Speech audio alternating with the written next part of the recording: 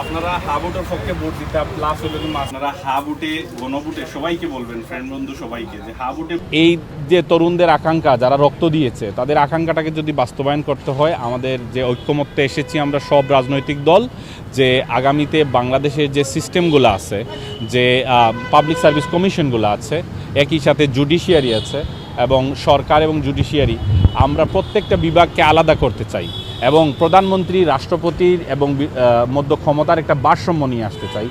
এইসব বিষয়গুলোকে সামনে রেখে আগামী গণভোটে যদি আমরা হাবুটের পক্ষে ভোট দেই, তাহলে যাদেরকে আমরা এমপি বানাচ্ছি, যেই সরকার গঠন করবে, কেউ কিন্তু অপ্রতুল ক্ষমতা পাবে না। যেই ক্ষমতা দিয়ে যা ইচ্ছা তা করবে, দুর্নীতি করে পার পাবে না, কারণ দুর্নীতি দমন কমিশনের নিয়োগ তাদের হাতে থাকবে না।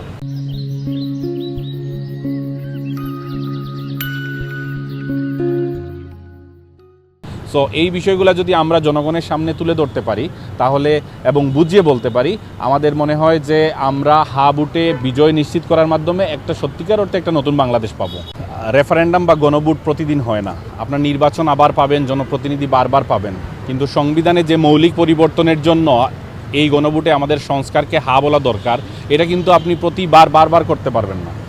আপনি দেখেছি অতীতে আমরা যারা ক্ষমতায় গিয়েছেন তারা হচ্ছে যে তাদের ক্ষমতার 1/3 হচ্ছে যে তারা বৃহদাংশ এমপিদের ভোট নিয়ে সংবিধান চেঞ্জ করেছেন।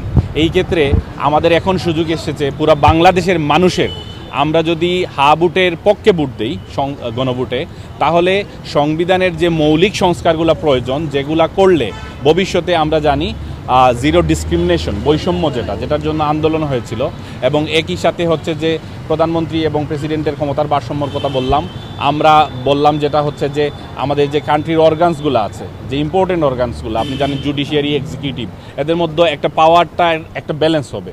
তখন আর কেউ হচ্ছে যে কোর্টে গিয়ে ইচ্ছামতো ক্ষমতার অপব্যবহার করতে পারবে না, সরকার ক্ষমতার অপব্যবহার করতে পারবে না।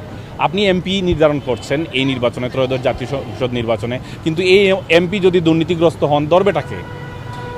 এই এমপি যদি এসে আপনার লোকাল প্রশাসনকে, স্থানীয় সরকারকে কুক্ষিগত করার চেষ্টা করেন, ধরবেটাকে? এই সংস্কার বাস্তবায়নের মাধ্যমে বাংলাদেশের প্রত্যেকটা কমিশন, দুর্নীতি দমন কমিশন হোক, সবগুলাই হচ্ছে নিরপেক্ষ হওয়ার আমরা সম্ভাবনা দেখি। এবং আরেকটা জিনিস হচ্ছে, আপনারা জানেন যে ইলেকশন 5 বছর পরে আসে। একটা নিরপেক্ষ তত্ত্বাবধায়ক সরকারের আন্ডারে আমরা সবাই চাই যেন আগামী জাতীয় ইলেকশনগুলো হোক।